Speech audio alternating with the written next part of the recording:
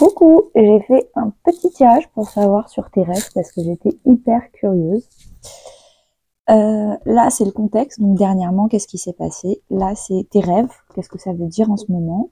Le blocage, le conseil, l'issue si tu arrives à mieux comprendre et mieux appréhender ces rêves-là. Et là, c'est la synthèse générale. Du coup, dernièrement, tu as énormément fait travailler ton intuition. Tu as énormément fait travailler ton magnétisme naturel, attirer à toi les bonnes personnes, les bonnes situations, les bonnes vibrations. Et tu as déménagé, donc ça, c'est pas nouveau. Le chariot, c'est la carte du déménagement. Et tu es devenu beaucoup plus indépendant, beaucoup plus sûr de toi vis-à-vis de toi, ce que tu ressens dans tes rêves, etc. Là, en ce moment, tes rêves, c'est quoi? C'est le chakra coronal. Le chakra coronal, c'est le 7e et dernier chakra.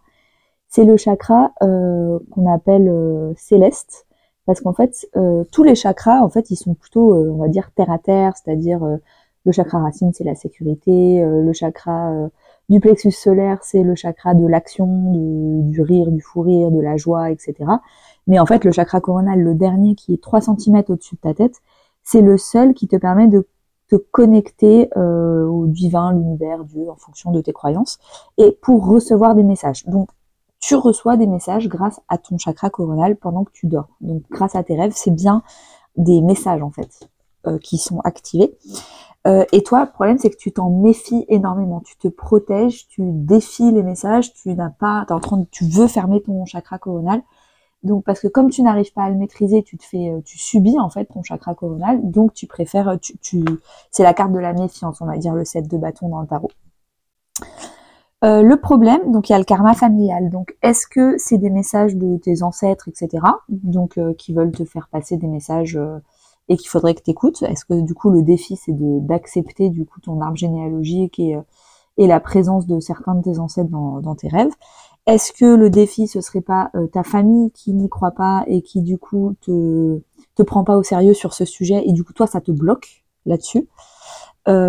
Et avec, on a le 7 de coupe qui est la carte de la priorisation. Tu ne priorises pas ce chakra coronal.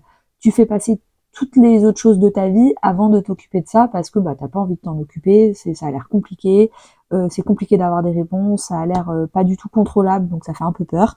Donc tu es en train de t'occuper de plein d'autres choses plutôt que de t'occuper de ça. Et peut-être que tu priorises aussi ce que pense ta famille de ça plutôt que de prioriser ce que toi tu penses vraiment.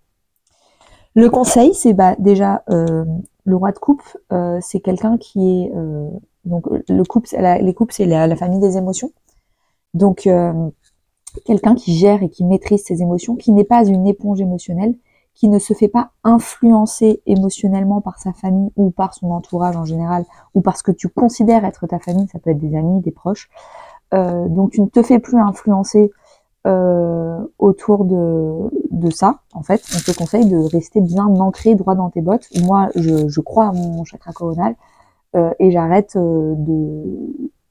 d'être influencée émotionnellement par les autres, qu'est-ce qu'ils en pensent, qu'est-ce qu'ils en disent, etc. Donc ça, c'est le conseil. Le deuxième conseil, c'est méditation. Peut-être y réfléchir, peut-être noter les rêves, peut-être faire un peu plus d'introspection sur tes émotions, tes rêves, qu'est-ce qui est en train de se passer, et te reconnecter un peu plus à tout ce que tu ne veux pas te reconnecter vu que tu t'en méfies. Si tu arrives à faire tout ça, l'issue, ça va être l'estime de soi. Donc déjà, tu vas beaucoup plus valoriser ce que toi tu penses et ce que toi tu ressens plutôt que avant tu priorisais plutôt plus les autres que toi-même. Donc tu vas récupérer une grande estime de toi, une grande valeur de toi, tes compétences, tes capacités ou même tes dons si c'est un don. Donc déjà, ça c'est une très belle carte à avoir. Et ensuite, le 9 d'épée, normalement, c'est les cauchemars, c'est le fait de pas pouvoir dormir, le fait d'être angoissé, le fait de... c'est vraiment des nuits compliquées. Et faire des scénarios catastrophes, ce genre de choses. Sachant que c'est dans la carte du résultat, ça veut dire que tu vas enfin, du coup, maîtriser ton dernier chakra, le 7e chakra, et que tu vas enfin pouvoir bien dormir. Tu vas arrêter d'être dans un 9 d'épée. Tu vas guérir le 9 d'épée en toi.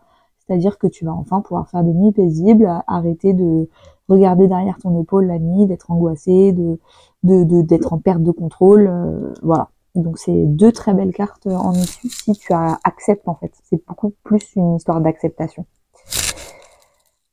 la synthèse générale, c'est que tu es en train de purifier, j'ai l'impression, à travers tes rêves, des choses. Peut-être que juste le fait d'accepter d'avoir ces rêves-là, ça permet de purifier un arbre généalogique, des histoires de gens qui te concernent ou pas. Tu es en train de nettoyer et de revivre des choses pour définitivement les nettoyer grâce à tes rêves. Et la reine de Pentacle, c'est la carte de l'estime de soi. Donc, t'es aussi énormément, tout ce parcours et tout ce don, c'est énormément en train de faire purifier et nettoyer ton estime de toi. Tu es en train de nettoyer l'image que tu as de toi-même, la perception que tu as de toi-même, qui va se valoriser de jour en jour, plus tu acceptes qui tu es vraiment, plutôt que de vouloir faire plaisir à d'autres personnes en les rassurant, en faisant des choix rationnels et rassurants. Donc là, tu es en train de guérir la reine de Pentacle en toi, que tu sois un homme ou une femme, c'est pas un problème. La reine de Pentacle, c'est vraiment la valeur, l'estime, faire attention à ce qu'on mange, faire plus de sport, faire attention à comment on s'habille, faire attention à qu'est-ce que je dis de moi. Je dis beaucoup plus de compliments que de défauts. Et donc c'est tout ça en fait. La reine de Pentacle, c'est vraiment l'estime en soi. Petit rappel, la différence entre l'estime et la confiance en soi. La confiance en soi, c'est la confiance en sa capacité à faire. Je sais faire. Si je sais pas faire, je sais que je vais rebondir, que je vais m'adapter, que je vais apprendre, que je vais tomber, me relever, il n'y a pas de problème.